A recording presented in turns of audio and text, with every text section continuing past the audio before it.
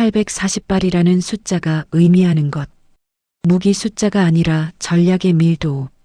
2026년 대한민국 국방 지형에서 가장 많이 오해된 숫자가 있다면 단연 840입니다. 사람들은 묻습니다.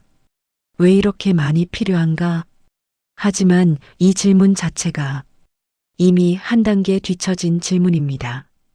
이 숫자는 발사 수량이 아니라 상시 계산에 들어가 있는 좌표의 개수를 뜻하기 때문입니다. 840발, 고정 발사대, 이동식 플랫폼, 지하시설 대응 시나리오, 다중 타격 순서표, 이 모든 것이 사전에 결합된 숫자입니다. 즉, 이 무기는 쌓아두는 무기가 아니라 이미 깔려있는 전략입니다. 핵 없이 완성된 비대칭 억제의 실체, 대한민국 땅에 깔린 840발의 괴물. 2026년 초 국방 관련 소식 하나가 동북아 전체의 공기를 바꾸기 시작했습니다. 현무-5 실전 배치 840발. 숫자만 보면 단순한 전력 증강처럼 보일 수 있습니다. 그러나 이 숫자가 의미하는 것은 무기 한 종류의 추가가 아닙니다. 대한민국 영토 전반에 상시 가동 가능한 초중량 관통 전력이 이미 깔려 있다는 사실 그 자체가 전략이 된 순간이었습니다. 왜 괴물이라 불리는가? 파괴력이 아니라 관통 개념의 변화의 무기의 핵심은 폭발이 아닙니다. 관통 압력 구조 붕괴. 이 3단 계산입니다. 탄두 중량 초중량급. 목적. 도시 파괴. 지상 전차. 지하 8만 100M 심층 시설. 결과. 부숴버린다가 아니라 존재 자체를 무력화. 그래서 이 무기는 전쟁용 무기라기보다 지하화를 끝내는 무기입니다. 지하 100M 벙커 파괴. 전 세계 유일무이한 스펙. 현무-5의 핵심은 사거리가 아니라 질량입니다. 탄두 중량 약 8톤. 이는 일반적인 탄도미사일의 2배 이상에 해당합니다. 이 무게는 폭발을 위한 것이 아니라 관통을 위한 질량입니다. 지하 100M 안반층 아래에 숨은 벙커를 폭발로 날리는 무기가 아니라 직접 파고들어 붕괴시키는 무기. 이 조합을 실전 배치까지 끌고 간 국가는 현재 대한민국이 유일합니다. 중국의 충격. 이건 사실상 ICBM이다. 중국 군사 분석가들이 가장 먼저 주목한 부분은 사거리보다 탄두 설계였습니다. 이 무게로 이 속도를 유지한다는 건 사실상 대륙간탄 도미사일의 기술 축적과 다르지 않다. 공식적으로는 ICBM이 아닙니다.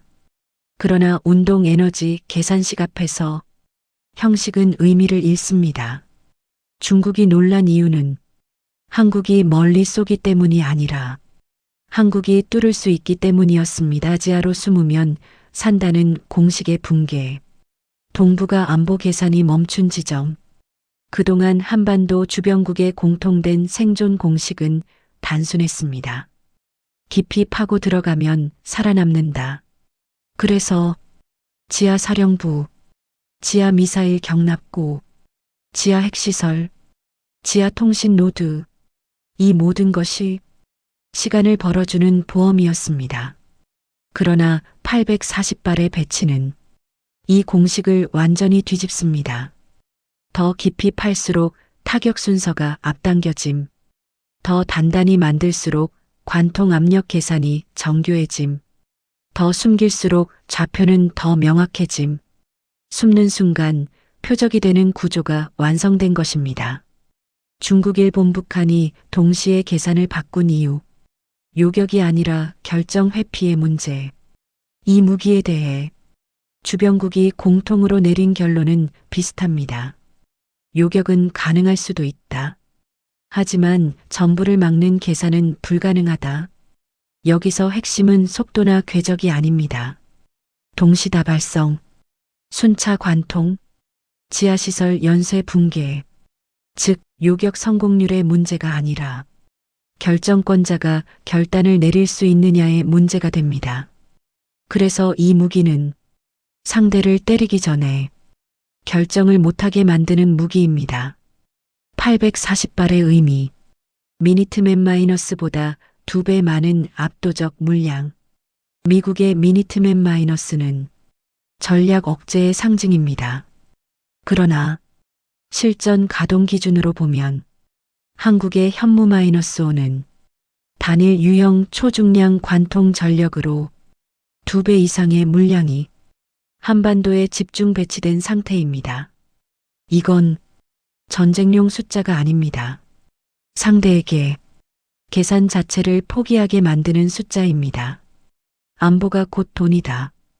2026년 방위산업 슈퍼호황 현무 마이너스5 배치 이후 가장 먼저 반응한 곳은 군사동맹이 아니라 자본시장이었습니다. 관통 무기, 지하시설 대응체계, 위성 정밀 유도 기술, 이 세 가지가 하나의 국가 안에서 동시에 성숙 단계에 들어섰다는 신호는 글로벌 방산 시장에서 즉각적인 가치로 전환됩니다. 안보는 더 이상 비용이 아니라 수익 구조가 된 시대에 들어섰습니다. 핵없는 억제의 완성. 대한민국이 선택한 비핵 초고강도 전략. 이 지점에서 한국 전략의 독특함이 드러납니다. 핵무기, 전술핵, 대신 초중량 관통, 정밀 좌표, 다층 타격 시나리오. 이 조합은 국제사회에서 명분을 유지하면서 실질적 억제력을 확보하는 방식입니다. 그래서 이 무기는 핵을 대체하는 무기가 아니라 핵의 사용 자체를 무력화하는 무기입니다. 840발이 깔려 있다는 말의 진짜 뜻. 발사되지 않아도 이미 작동 중이다. 이 무기의 가장 무서운 점은 아직 한 발도 발사되지 않았다는 사실입니다. 그러나 모든 좌표는 이미 계산되어 있고 모든 순서는 이미 정해져 있으며 모든 결정자는 그 사실을 알고 있습니다. 그래서 이 무기는 전쟁이 나면 쓰는 무기가 아니라 전쟁이 시작되기 전에 상대의 계산을 끝내버리는 무기. 기술 분석. 왜 8톤인가? 운동 에너지의 공포.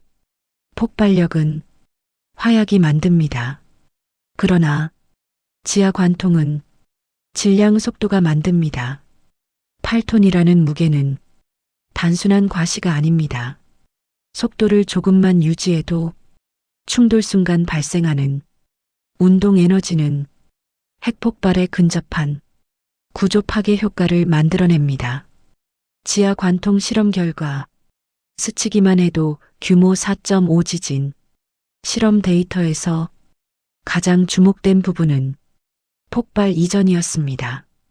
탄두가 집안에 진입하는 순간 주변 안반에 전달되는 충격파만으로도 국지적 지진파가 발생합니다.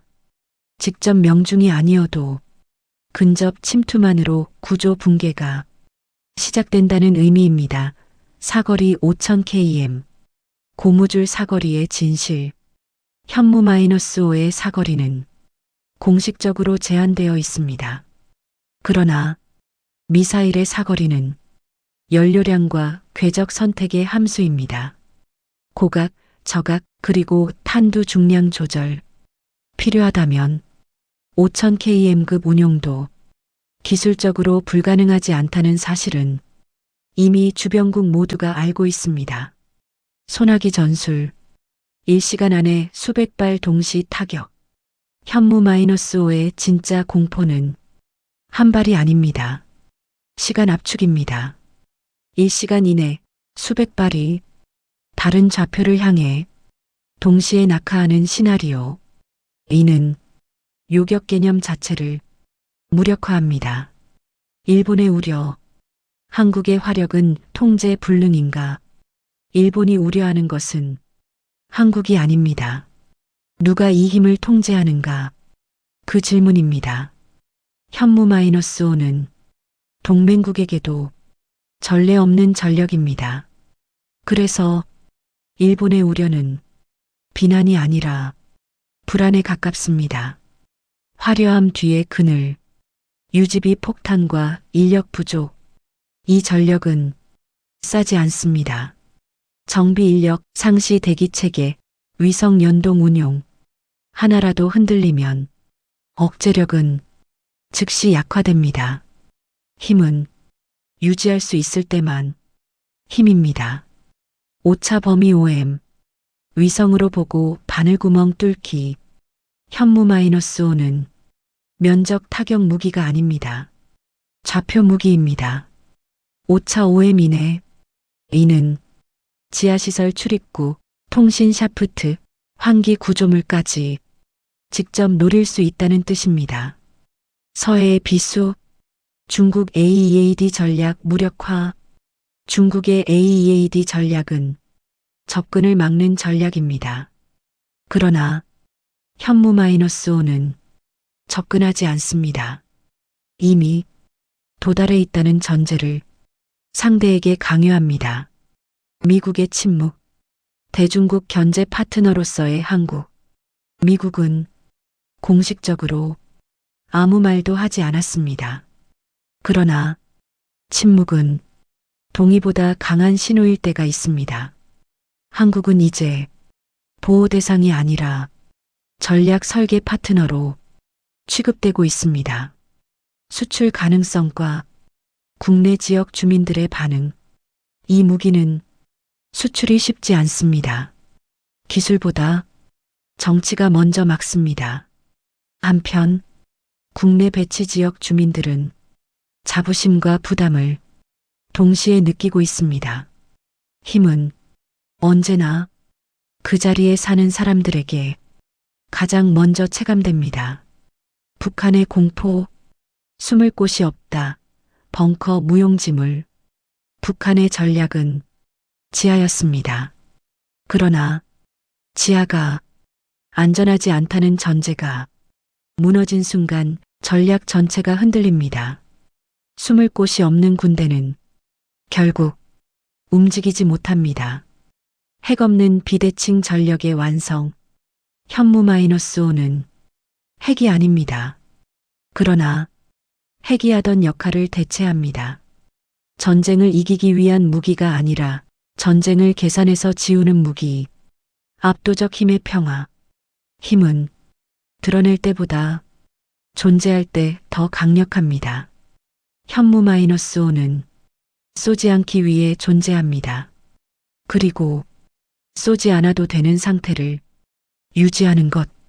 그것이 지금 대한민국이 선택한 가장 현실적인 평화의 방식입니다. 계산이 멈춘 전장. 왜 대응 전략이 사라졌는가? 전쟁은 언제 시작되는가? 전쟁은 총성이 울릴 때 시작되지 않습니다. 전쟁은 계산이 끝났을 때 시작됩니다. 상대가 이 정도 피해는 감당할 수 있다고 판단하는 순간 전쟁은 이미 결정된 것이나 다름없습니다.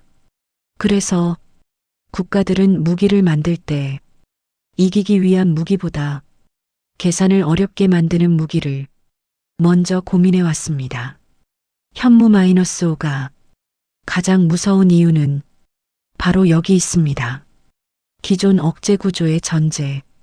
냉전 이후 전 세계 군사 전략은 하나의 전제 위에 서 있었습니다. 공격은 막을 수 있다. 완벽하지는 않더라도 요격률을 계산할 수 있고 피해 규모를 예측할 수 있다면 국가는 결정을 내릴 수 있습니다. 미사일 방어 체계는 그래서 존재했습니다. 그러나 현무 -5는 이 전제 자체를 흔들기 시작합니다. 요격이라는 개념이 흔들리는 이유. 요격이란 사실 기술 문제가 아닙니다. 시간 문제입니다. 발사를 감지하고 궤적을 계산하고 요격 미사일을 쏘고 충돌 여부를 확인하는 이 모든 과정에는 시간이 필요합니다. 현무 -5는 이 시간을 의미 없게 만듭니다. 짧은 비행시간, 고각저각 혼합궤적, 그리고 동시 다발적 발사, 요격이 가능한가의 문제가 아니라 그동안 무엇을 포기할 것인가 라는 문제로 바뀌는 순간입니다. 중국 전략의 균열. 중국의 AEAD 전략은 상대를 멀리서 묶어두는 전략입니다. 항공모함이 접근하기 전에 막고 기지가 전개되기 전에 차단합니다. 그러나 현무-5는 이 모든 단계를 건너뜁니다. 바다를 통제할 필요도 없고 하늘을 장악할 필요도 없습니다. 그냥 좌표만 있으면 됩니다. 이 지점에서 중국이 느낀 위협은 군사적 공포라기보다 전략적 허탈감에 가깝습니다. 일본의 침묵과 우려. 일본은 한국을 적으로 규정하지 않습니다. 그럼에도 불구하고 일본 언론과 전문가들이 계속해서 꺼내는 단어는 우려입니다. 왜일까요? 일본은 자국 화력을 최소화하는 대신 동맹 화력에 의존하는 안보 구조를 택해왔습니다.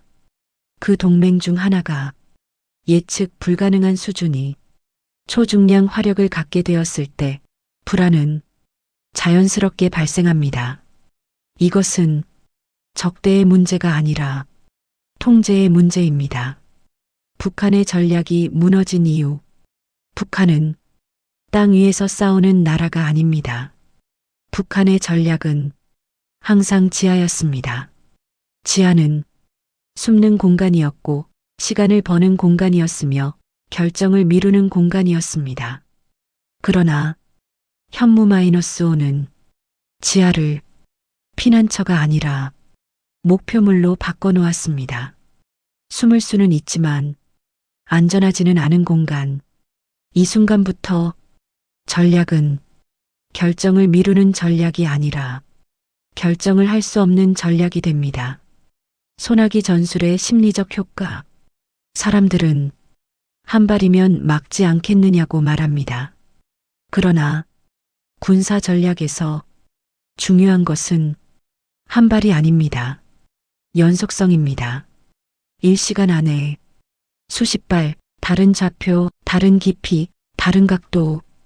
방어 체계는 계속해서 선택을 강요받습니다. 이 선택이 반복되는 순간 지휘 체계는 붕괴되기 시작합니다. 핵보다 조용한 무기. 핵무기는 항상 말이 많습니다. 선언이 있고 경고가 있고 외교적 소음이 따릅니다. 현무-5는 정반대입니다. 조용히 배치되고 조용히 운용되며 조용히 상대의 계산을 지웁니다. 그래서 더 무섭습니다. 전쟁은 힘으로 시작되지 않습니다. 전쟁은 상대가 감당할 수 있다고 믿는 순간 시작됩니다. 현무-5는 그 믿음을 허물어버리는 무기입니다. 그래서 계산이 멈추고 전쟁도 멈춥니다. 힘 이후의 질문. 강해진 다음에 남는 것들. 강해진 나라의 공통된 운명. 역사를 돌아보면 강해진 나라는 항상 같은 질문을 받았습니다. 그래서 이 힘을 어디에 쓸 것인가? 처음에는 존중이 따라오고 그 다음에는 경계가 따라옵니다. 그리고 마지막에는 책임이 따라옵니다. 힘은 혼자 가질 수 없습니다. 미국의 침묵을 해석하는 방법. 미국은 공식적인 반응을 극도로 아끼고 있습니다. 이것은 불편함이 아니라 신뢰의 표현입니다. 억제력이 중복되는 상황을 용인했다는 뜻이며 한국을 전략 설계 단계의 파트너로 인정했다는 신호입니다. 이 변화는 조용하지만 결정적입니다. 안보가 산업이 되는 구조. 현무-5는 무기 하나가 아닙니다. 그 뒤에는 수십 개의 기술이 연결돼 있습니다. 위성, 센서, 지휘 통제, 데이터 처리, 이 모든 것이 묶여야 비로소 작동합니다. 그래서 세계는 미사일이 아니라 시스템을 보고 있습니다. 유지비라는 현실. 그러나 이 모든 것은 공짜가 아닙니다.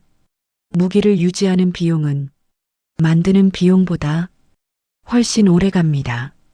정비 인력, 훈련, 심리적 피로. 가장 먼저 무너지는 것은 항상 사람입니다. 배치 지역의 일상. 지도 위에서는 점 하나로 보이는 배치 지역에도 사람들은 매일 아침을 맞이합니다. 아이를 학교에 보내고 장사를 하고 생활을 이어갑니다.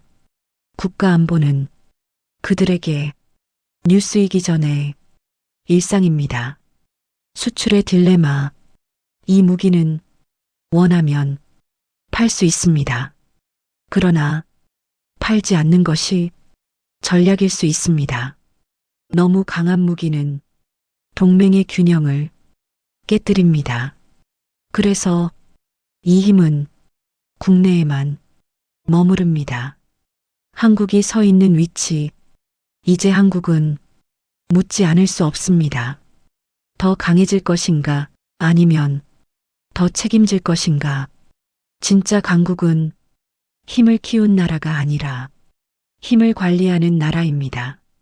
힘의 완성은 절제다.